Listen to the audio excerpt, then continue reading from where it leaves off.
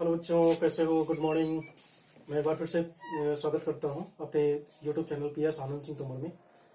आज बच्चों मैं ये बताऊंगा कि जैसा कि इसके पिछले वीडियो में मैंने कॉन्केव मिरर से किस तरह से इमेज का फॉर्मेशन किया जाता है, किस तरह से हम कॉन्केव मिरर से इमेज को प्राप्त करते हैं, आज मैं कॉन्वेक्स मिरर से इमेज कैसे बनाया जाएगा वो बताऊंगा। और दोनों मिरर की हेल्प से हम किस तरह से रेडियस ऑफ कर्वेचर और मिरर के फोकल लेंथ में रिलेशन हम फाइंड कर पाते हैं। मतलब कि R is equal to 2f की जो डेरिवेशन है, इसका फार्मूला है R is equal to 2f means f is equal to R upon 2, वो बताएंगे। ठीक है, तो चलिए देखते हैं कॉन्वेक्स मिरर से हम किस तरह से इमेज को फाइंड करते हैं। ये कॉन्वेक्स मिरर हो गया।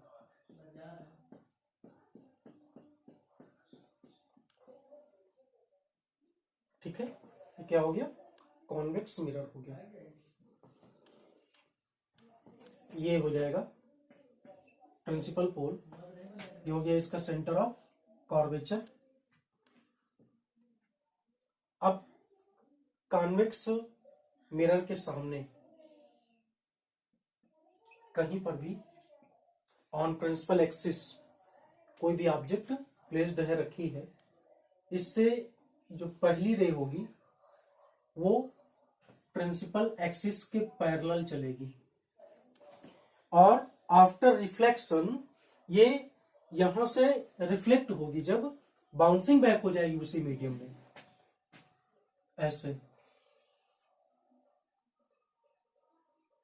ये इस तरह से बाउंसिंग बैक हो जाएगी और ऐसा लगेगा कि ये लाइट रेज इसके फोकस से आ रही है। कहां से आ रही है? फोकस से आ रही है। और दूसरी लाइट रे जो कि सेंटर ऑफ कर्वेचर की सीध में जाएगी, ये ऐसे गई और फिर उसी सीध में वापस आ जाएगी, उसी सेम लाइन पाथ में वापस आ जाएगी और ऐसा लगेगा कि कहां से आ रही है? सेंटर ऑफ कर्वेचर से आ रही है। तो जो सेकेंड लाइट रे है वो सेंटर ऑफ कर्वेचर के सीध में जाएगी और आफ्टर रिफ्लेक्शन उसी सेम लाइन पाथ में रिटर्न हो जाएगी, बाउंसिंग बैक हो जाएगी, रिफ्लेक्ट होकर वापस आ जाएगी। तो ये ऐसा लगता है कि ये लाइट रे जब इसको हम पीछे खींचते हैं तो ये लगता है कि सेंटर ऑफ कर्वेचर से आ रही है। Both are imaginary reflected rays, मतलब कि ये जो दोनों पीछे हमने खींचा था रिफ्लेक्टेड रे को, इसको और इसको, तो ये दोनों जो है एक दूसरे को आई डैश पर इंटरसेक्ट करती हैं। कहां पे इंटरसेक्ट करती हैं? फिगर में दिखा दिया, आई डैश पे इंटरसेक्ट करती हैं। अब हम आई डैश से प्रिंसिपल एक्सिस में एक परपेंडिकुलर ड्रॉ कर देंगे, बहुत ही आराम से ड्रॉ करेंगे, कोई प्रॉब्लम नहीं है। आई आई डैश। अब ये आई आई डैश जो है ये क्या हो जाएगा? इमेज हो जाएगा किसका? Image of object A B. ठीक है, इमेज कैसा बनेगा? देखने में कैसा बन रहा है? देखो इरेक्ट बन रहा है तो इरेक्ट हो जाएगा। और कैसा बन रहा है? Shorter, shorter than object. और बैक टू द मिरर है, बैक टू द मिरर है, तो इसलिए कैसा बनेगा? वर्चुअल। कैसा बनेगा? वर्चुअल। और कहां पे फाइंड होता है? कहां पे फाइंड होता है? Formed between P and F, P और F के बीच में फाइंड होता है। ठीक है, तो ये हो गया, हमने ये बता दिया कि किस तरह से कॉन्वेक्स मिरर से हम किसी भी ऑब्जेक्ट का इमेज कैसे हम फाइंड करते हैं। ठीक है, अब मैं आपको बताने जा रहा हूं सीधा relationship between R and F। R और F के बीच में क्या रिलेशनशिप होता है। तो सबसे पहले हम कॉन्केव मिरर का यूज करके बताएंगे, उसके बाद कॉन्वेक्स मिरर का यूज करके बताएंगे। कोई भी प्रॉब्लम नहीं होगी, बहुत ईजी है।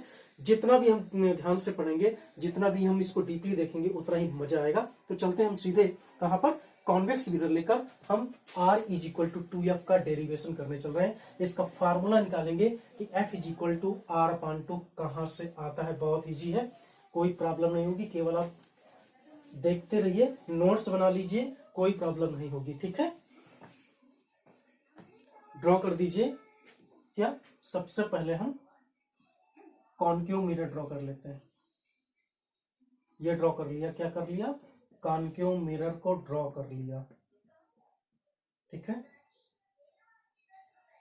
ये क्या होगा, P प्रिंसिपल पोल, डिफिनीशन बता दी थी, सब कुछ पहले बता दिया है। ये हो जाएगा इसका फोकस, ये हो गया सेंटर ऑफ कर्वेचर। अब जो है सेंटर ऑफ कर्वेचर से सबसे पहले ऑन द मिरर हम एक नॉर्मल ड्रॉ कर लेते हैं। ये नॉर्मल ड्रॉ कर लिया,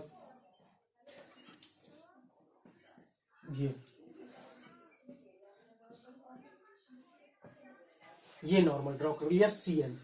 अब ये नॉर्मल जो है मिरर को किसी न किसी पॉइंट पर इंटरसेक्ट कर रहा है, ए पॉइंट पर इंटरसेक्ट कर रहा है।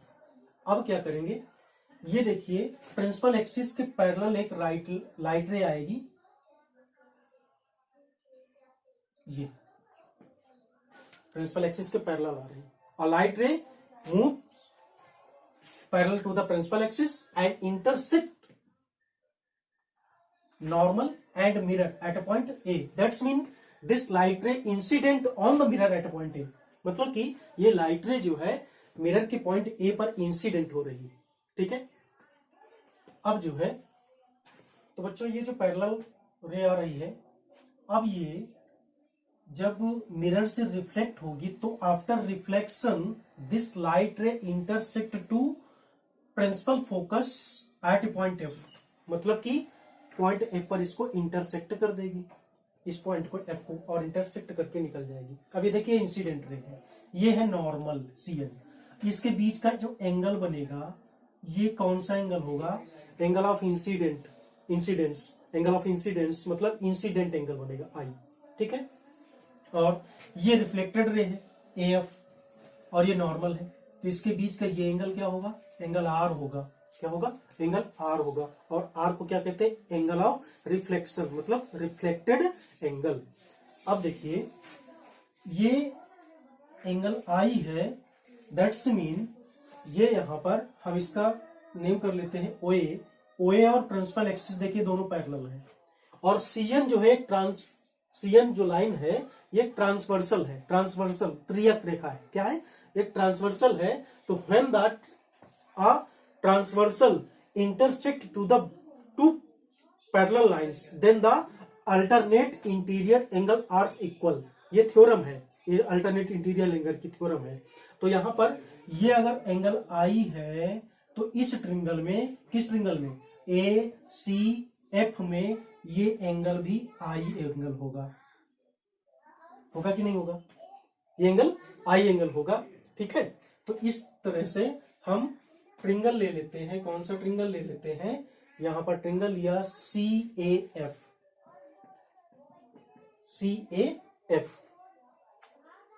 इसको हम थोड़ा सा बड़ा लिख देते हैं, ट्रिंगल CAF, ये ट्रिंगल ले लिया CAF। अब इसमें एंगल I और ये एंगल R है। तो the definition of reflection, the rule of reflection, हमेशा जो है इंसिडेंट एंगल और रिफ्लेक्टेड एंगल हमेशा बराबर होते हैं। तो इसमें I और R एंगल बराबर हो जाएगा, मतलब angle ACF and angle CAF ये दोनों बराबर होंगे, I और R बराबर हो जाएगा। ठीक है, तो अब I जब बराबर है, R बराबर है, तो इसके सामने की साइड भी बराबर हो जाएगी। तो I के सामने की साइड क्या है, AF, तो AF हो गया इज इक्वल टू R के सामने की साइड क्या है, CF, तो AF किसके इक्वल होगा, CF के इक्वल होगा। ठीक, इतना क्लियर हो गया। अब अगर ये लेट कर ले कि the curvature of this mirror is too short, इतना छोटा हो इसका कर्वेचर कि पॉइंट A कहां पर आ जाए, P पर आ जाए। तो जब पॉइंट A P पर आ जाएगा तो ये जो पॉइंट A जब P पर आएगा तो AF डिस्टेंस किसके इक्वल हो जाएगी, PF के इक्वल हो जाएगी। किसके इक्वल हो जाएगी, PF के इक्वल हो जाएगी। कब जब इस मिरर का कर्वेचर बहुत छोटा होगा। The curvature of this mirror is too short then the point A is situated at point P, that's mean A is transferred to the place of P। हम ए को पी की जगह पे ट्रांसफर कर देंगे तो ये distance, the distance F change into the distance PF, मतलब एफ जो है पीएफ में चेंज हो जाएगी। तो जब एफ पीएफ में चेंज हो जाएगी तो एफ की वैल्यू पीएफ के बराबर हो गई। अब यहां से F is equal to C F है और एफ इज इक्वल टू यहां से पीएफ है, तो यहां से पीएफ इज इक्वल टू क्या हो जाएगा, सीएफ हो जाएगा। क्वेश्चन नंबर 2 हो गया। ठीक है, अब हम ये जानते हैं कि जो रेडियस ऑफ कर्वेचर होती है उसको आर से डिनोट करते हैं और रिफ्लेक्टर की तरफ की डिस्टेंस है तो इसको जो है माइनस आर से लिख देंगे, और पी से एफ के बीच की जो डिस्टेंस होती है उसको हम एफ से डिनोट करते हैं, रिफ्लेक्टर की तरफ की डिस्टेंस है तो ये भी माइनस में हो जाएगी। तो यहां से P F is equal to आ गया माइनस का एफ और पीसी इज इक्वल टू आ गया माइनस का आर। बट अगर पीसी की वैल्यू हम यहां से कैलकुलेट करें तो पीसी की वैल्यू क्या होगी, हम फिगर से निकाल सकते हैं। देखिए पीसी ये है और इसको 2 पीस में डिवाइड कर सकते हैं। किसमें किसमें, हम इसको 2 भागों में बांट सकते हैं, पीएफ में और सीएफ में। तो पीसी इज इक्वल टू हो जाएगा पीएफ प्लस सीएफ। ठीक है, अब पीसी की जगह पे पीसी, पीएफ की जगह पे पीएफ रखा रहने दीजिए और यहां से निकाल लीजिए कि सीएफ की वैल्यू किसके बराबर है, किसके इक्वल है, पीएफ के। तो यहां पर आ जाएगा पीएफ, तो ये हो गया PC is equal to 2pf। आ गया कि नहीं आ गया। अब पीसी की वैल्यू क्या है, यहां से फिगर से देख लीजिए, यहां से माइनस का आर है तो माइनस का आर लिख देंगे, कोई प्रॉब्लम नहीं। 2 और पीएफ की वैल्यू क्या हो जाएगी, माइनस का एफ। ठीक है, तो आर इज इक्वल टू हो गया माइनस का R is equal to minus का 2f, माइनस माइनस प्लस हो जाएगा तो आर इज इक्वल टू आ गया 2f। ठीक है, तो that's mean F is equal to R upon 2। ठीक, तो ये इसका डेरिवेशन हो गया। क्या हो गया, ये डेरिवेशन करा दिया कि बाय द कॉन्केव मिरर हमने ये फाइंड कर लिया कि what is the relation between radius of curvature and the focal length of concave mirror. मतलब कि मिरर के फोकल लेंथ और रेडियस ऑफ कर्वेचर के बीच में क्या रिलेशन होता है। अब हम चलते हैं, यही रिलेशन, यही फार्मूला फाइंड करने के लिए हम कॉन्वेक्स मिरर का यूज करके निकालते हैं कि किस तरह से हम उससे ये फार्मूला निकाल सकते हैं। तो इसको नोट कर लीजिए, नोट कर लीजिए। ठीक है, हो गया,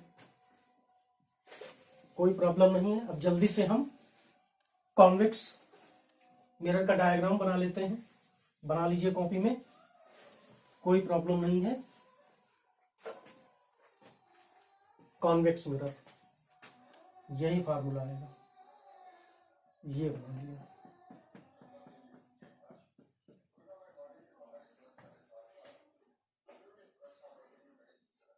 ये इसका सेंटर ऑफ कर्वेचर हो गया। सेंटर ऑफ कर्वेचर से हम नॉर्मल ड्रॉ कर देते हैं सबसे पहले।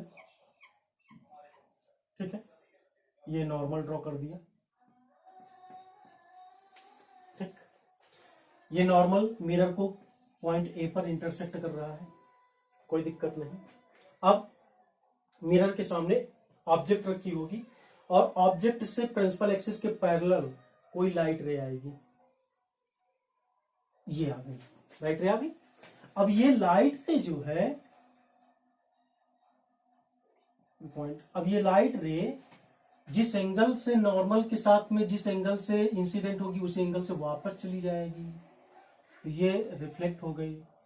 तो ये नॉर्मल है, ये इंसिडेंट रे है जो कि पैरेलल है प्रिंसिपल एक्सिस के, इसके बीच का एंगल आई बनेगा इंसिडेंट एंगल, और ये रिफ्लेक्टेड रे है और ये नॉर्मल है, इसके बीच का जो एंगल बनेगा वो रिफ्लेक्टेड एंगल आर होगा। ठीक है, अब हम इस रिफ्लेक्टेड रे को पीछे की तरफ ड्रॉ कर लेते हैं।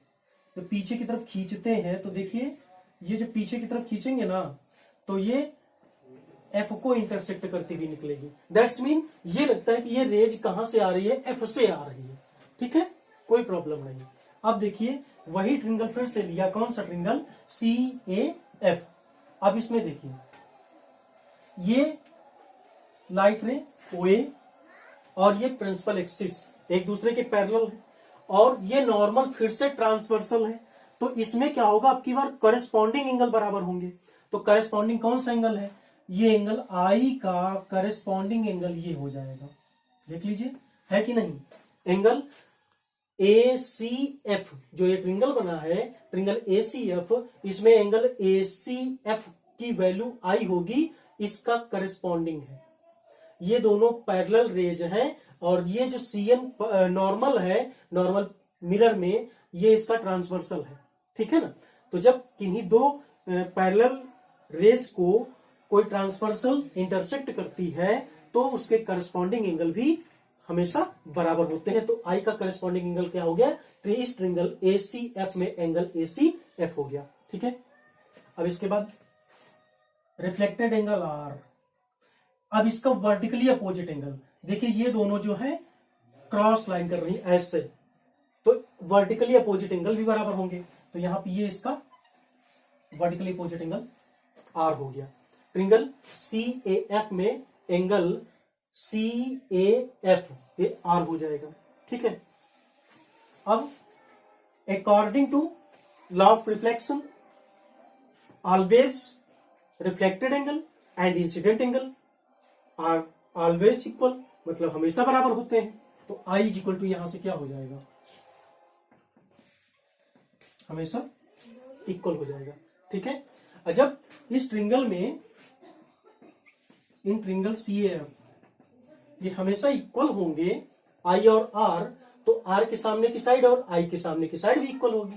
तो I के सामने की साइड क्या है AF, R के सामने की साइड क्या है CF, ये बराबर हो जाएंगे। इक्वेशन 2 कर दीजिए, कोई दिक्कत नहीं, हो गया। अब क्या करना है, if the curvature of also this mirror is too short then the A is replaced at point P। A जो है P पर आ जाएगा, प्रिंसिपल पोल पे आ जाएगा। तो ये जो डिस्टेंस है AF, ये किस में चेंज हो जाएगी, PF में चेंज हो जाएगी। तो यहां से AF इज इक्वल टू आ जाएगा PF। इक्वेशन 3 लेट कर लिया, ठीक है, कोई प्रॉब्लम नहीं है।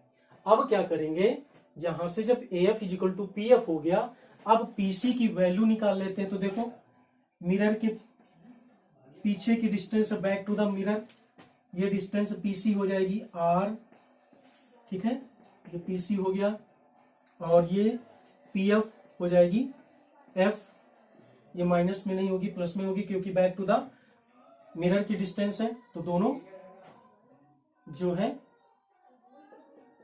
प्लस में होंगे। तो R is equal to PC हो गया और PF is equal to F हो गया। अब PC की जो वैल्यू निकालेंगे तो PC इज इक्वल टू हो जाएगा, यहां पर दो पार्ट में डिवाइड कर देना है, PF में और CF में। तो PF प्लस CF। अब PC is equal to PF को PF ही रहने दीजिए, और CF को यहां पर सेकेंड इक्वेशन से क्या कर लेते हैं, हम AF कर लेते हैं, CF की जगह पे AF कर लेते हैं, ठीक है।